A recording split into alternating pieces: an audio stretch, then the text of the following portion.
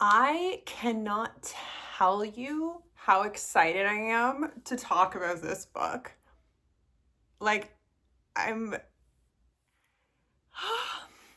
Hi, everyone. My name's Tamara, and we're here today to talk about A Vow in Vengeance. If you haven't heard the book, you're missing out. It's relatively new, but I'm telling you, this is one of those kind of books you need to take the chance and read.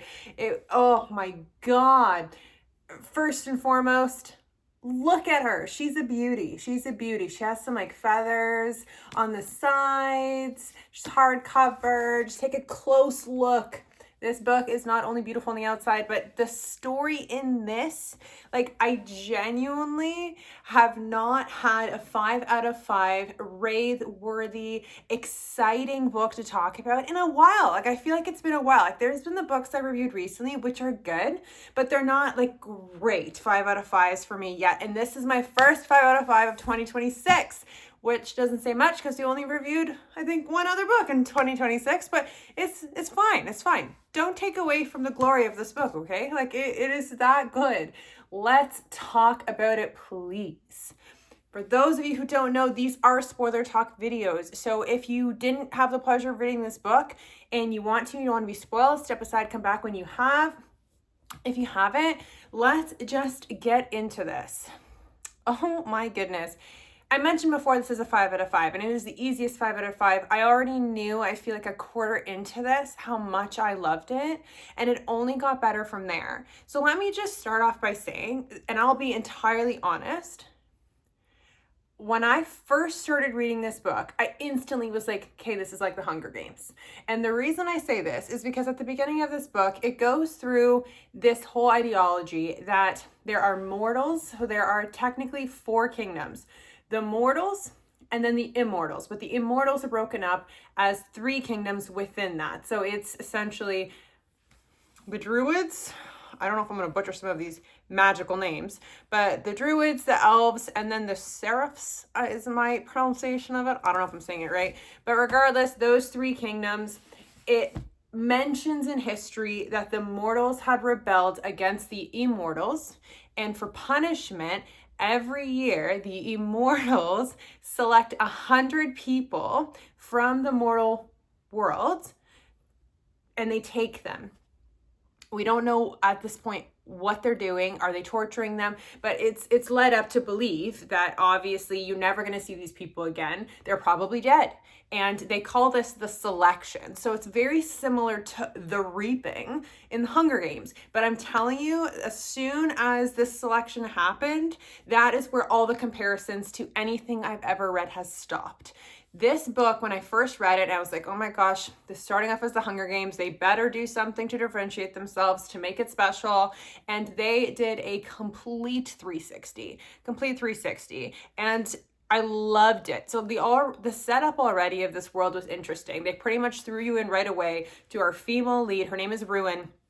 And you right away are in a little bit of a lost situation with her. She mentions that her twin brother, he was originally selected, so he's been torn apart from the family, and then her father, and then her mother. And so now she's pretty much left on her own. And not only that, her mother tries to save her by hiding her when she was a little girl before her mother was taken, and then the guards had burnt down the house and she went off running to save herself. And so then we flash forward to now, where she's old enough, she's 20 years old, and she feels like she has the best chance of finding her family again and reuniting them, because she doesn't know what happens when you're selected. No one does. They essentially just believe that these are my enemies, so you can guarantee that if I get selected, it's going to be a battle from here. They're either going to try and kill me, they're going to turn me into a slave, I'm going to do their bidding. Whatever they thought was going to happen is not what happens. And it was one of those things where I was like, this got interesting, because she gets selected as like a plea, because again, all she wants to do is find her family, bring them together, and then wreak vengeance on the immortals for separating them in the first place and making her grow up on her own and losing everyone she's ever known. Like, you completely sympathize for her situation. And then when it comes to the selection, I guess the immortal families take turns every year selecting the 100. So in this situation, it was the druids of the immortal kingdoms had to pick this time the 100. And the royal family's sons were the ones making the selection. And she was the last to be selected, but she was kind of eyeing this prince that is in the same age range as her, and they had this like unspoken attraction, even though he was wearing a mask. But it was just the banter and slow burn started at the beginning of this book with just this eye contact. I'm telling you, I was like, oh, I'm in for it. I'm in for it with these two. And it was the very beginning of the book before they even really got a proper introduction. I was like, we're feeling it already. And so she gets selected. And then the moment they get selected, they have to climb this wall, which essentially separates the immortals from the mortals. And when they get there, they automatically assume, okay, this is it. I have to fight to survive. Like, I'm going to die, especially because the druids are known to be one of the more merciless in the reputation between the three mortal kingdoms to the mortals. But they were completely wrong. So as soon as you get up there, you don't get presented with it's life or death, yes, but the whole aspect of why they want mortals is for opportunity. And it's not like a messed up opportunity in some way, because they give you an opportunity to become immortal and start a new life amongst the immortals. It's almost like another chance. And it's one of those things that you get to experience this with our female Ruin, like our FMC, who's like, what is happening? Like, why is this a trick? And you can experience it through her eyes. And I think that it was a really well-rounded way of introducing you to such an intricate world, because from there, you only learn from there.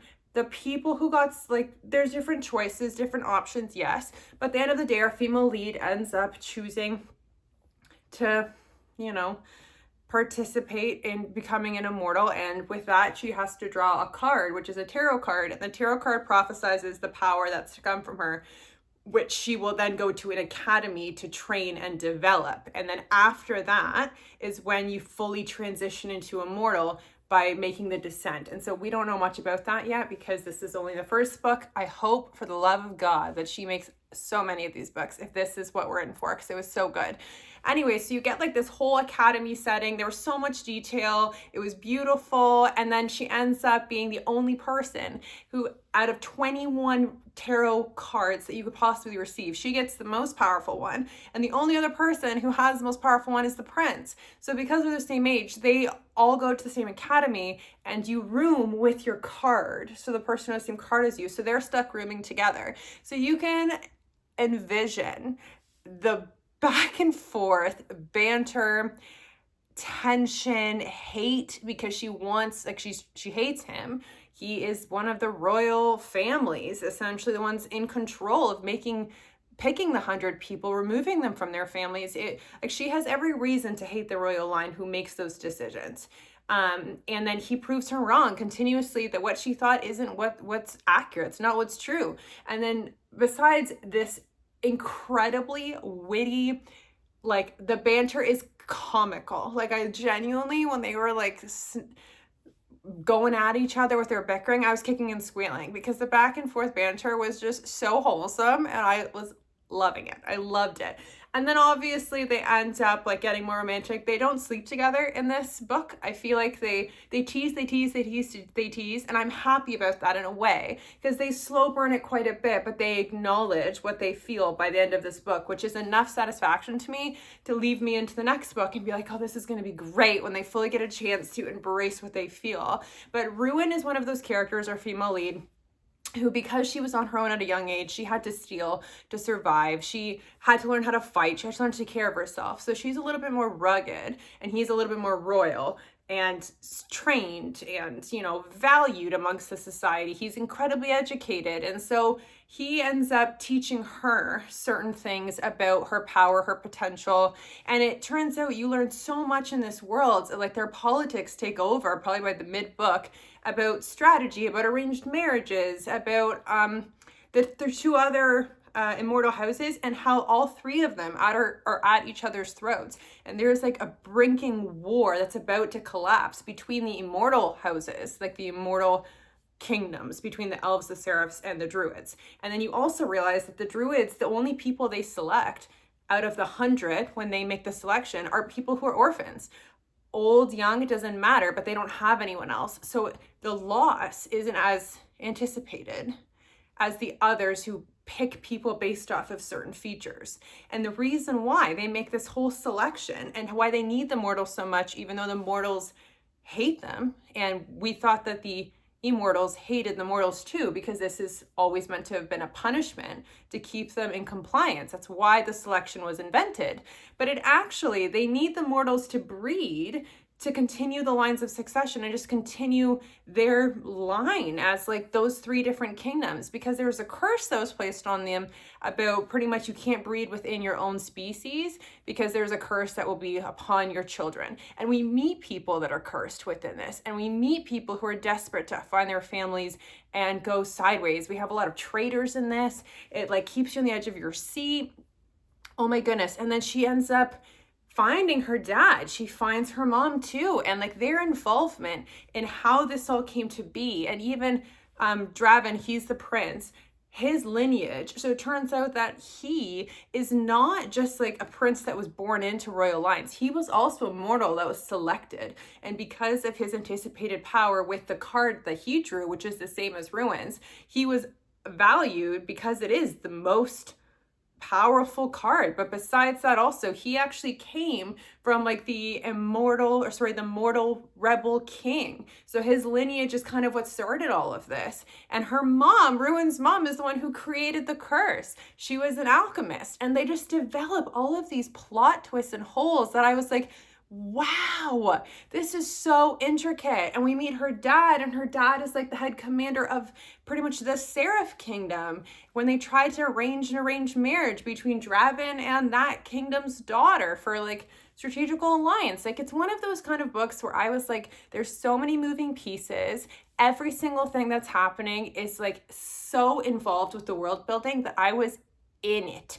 I was absolutely in it. I thought this was so incredibly cool. You get to visit the Elves Kingdom. You get to visit, okay, you don't visit the Seraph Kingdom, but their involvement is enough to like kind of get a sense as to all 3 immortal kingdoms. And you learn a lot about the history, like what happened back then, what is fake, what is real. And you're still learning about this. But at the throughout this book, Draven comes up with this master plan to essentially tell everybody at the school and his father, the king, that him and Ruin are meant to be mated, like they're fated, even though we kind of know what fates are, like they're your like undying soulmate. And fating does exist, but no one could actually tell you if it actually happened. Like you wouldn't be able to see it on someone visibly. So he kind of fibbed and claimed that they are fated, and in that case got him out of his arranged marriage situation, but also kind of secured them together to force people to believe they're romantic. So you can understand how the tension for that contributed too, because then they put on a facade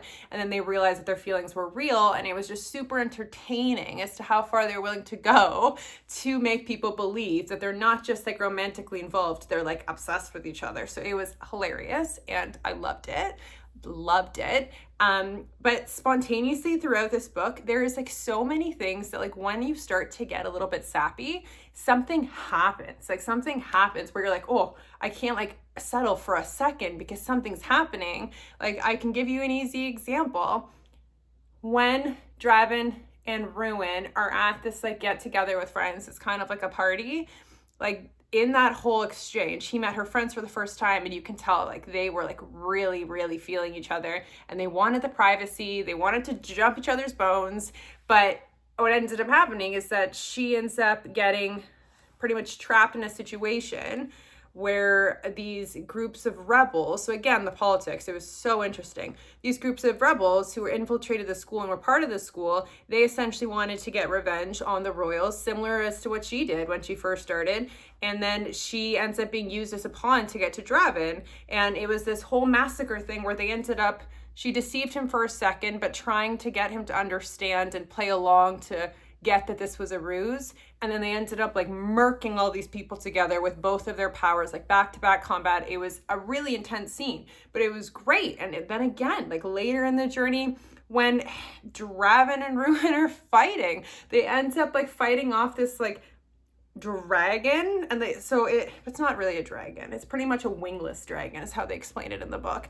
But like they have this whole like sequence where like she's trying to save him and like she can hold her own. So like, and they fight almost equally together in those life or death situations. And it's just action packed. It's action packed. And then at the very end, which I can't not talk about the end, he pretty much openly comes down for her birthday because he, after all of these attempts on his life during the schooling term, the king kept him kind of at the palace to protect him. But he came down for her birthday, and in giving her her gifts, he pretty much like said like, hey, I know that we had made a plan that benefits us both about potentially like getting married, but I want you to know that like this is how I actually feel about you. And it was this like incredibly sweet and sentimental monologue of how he does want to marry her because he loves her, not because of like, you know, the manipulation, the politics, the truth, whatever they promised each other at the beginning of this book when they made this deal. And it was so sentimental, and she wanted it too, and they literally go in to embrace each other, and then he gets stabbed right from the back. And then you're like, what? Like, what is happening in this book? And you think he's gonna die because then someone slits his throat. And I'm just like, hands in the air. And another plot twist as to who was involved in that betrayal and all of the politics that were involved with that too. And it was one of those books that had me at the edge of my seat. And when I finished reading it, although I know there's probably going to be a sequel, because how can there not? And like even at the bottom of this book, it says Immortal Desires series. So it's intended to be a series. But after I finished this, I found myself missing it. I missed it already. Like I wanted to go back. I wanted to reread all of like I wanted to be back in the world. And I feel like that speaks volumes to me as to how much I enjoyed this world so much, how they paced it for you to kind of feel one with it. And because you're looking through Ruin's eyes, someone who isn't involved with the Immortals, but then has to learn to adapt to be one, it's like, I don't know, it's just incredibly innocent. And I don't know how else to describe it. It was such a good read. It's such a good read. And I think this is this author's very first publication. If I read the back properly, I truly believe that. And hands up for her. Honestly, I feel like this is only the beginning of a great series, and I hope she continues to write it. But like I said, grab this book, tell me your thoughts. I feel like on this channel, I've never raved a book as highly as I've raved this one because I'm just obsessed with it. Please let me know your thoughts.